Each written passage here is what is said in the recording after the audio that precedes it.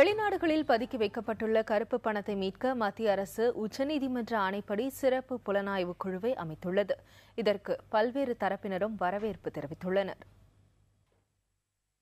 புதிய மத்திய அரசின் முதல் அலுவல் நாளான நேற்று பிரதமர் நரேந்திர மோடி தலைமையில் அமைச்சரவை கூட்டம் டெல்லியில் நடைபெற்றது.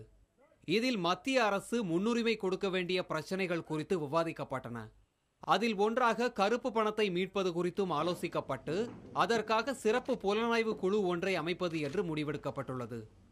இதன் தலைவராக ஓய்வு பெற்ற உச்சநீதிமன்ற நீதிபதி MP ஷா நியமனம் செய்யப்பட்டுள்ளார். ரிசர்வ் வங்கி துணை ஆளுநர், CBI இயக்குனர், அமலாக்கத்துறை இயக்குனர் உள்பட 11 பேர் உறுப்பினர்களாக இக்குழுவில் நியமிக்கப்பட்டுள்ளனர்.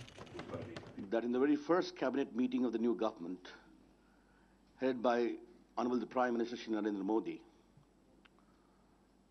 in the light of the directions of the Honorable the Supreme Court, we have constituted an SIT for unearthing black money. As you may all recall, this was an important issue for us.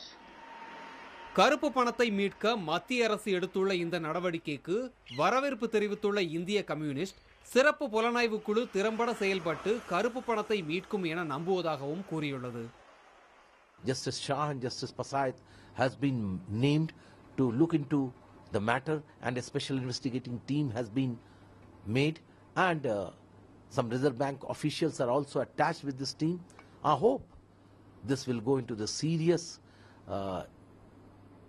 investigation and find out and try to suggest the means to bring back this national wealth. மத்திய அரசின் நடவடிக்கைக்கு வரவேற்பு தெரிவித்துள்ள ஆம் ஆத்மி கட்சி இந்தியாவில் பதுக்கி வைக்கப்பட்டுள்ள கருப்பு பணத்தையும் மீட்க முயற்சி எடுக்கப்பட வேண்டும் என வலியுறுத்தியுள்ளது. If you want to really fight unaccounted money, and if you want to fight black money, there is 3/4 of the economy in India is black. You need to start from home. Yes, if they have set as SIT, it's a welcome stand. Hopefully they will not lose the steam somewhere in between. Hopefully they will take it to the logical conclusion. வெளிநாடுகளில் பதுக்கி வைக்கப்பட்டிருக்கும் கருப்பு பணத்தை மீட்க மத்திய அரசு நடவடிக்கை எடுக்கவில்லை என உச்சநீதிமன்றம் கண்டனம் தெரிவித்து ஒரு வாரத்திற்குள் குழுவை அமைக்க கடந்த வாரம் உத்தரவிட்டிருந்தது. இந்த கெடு இன்றுடன் முடிவடைய இருந்த நிலையில் இந்த குழுவை நரேந்திர மோடி அரசு அமைத்துள்ளது. புதிய தலைமுறைக்காக சீனிவாசகம்.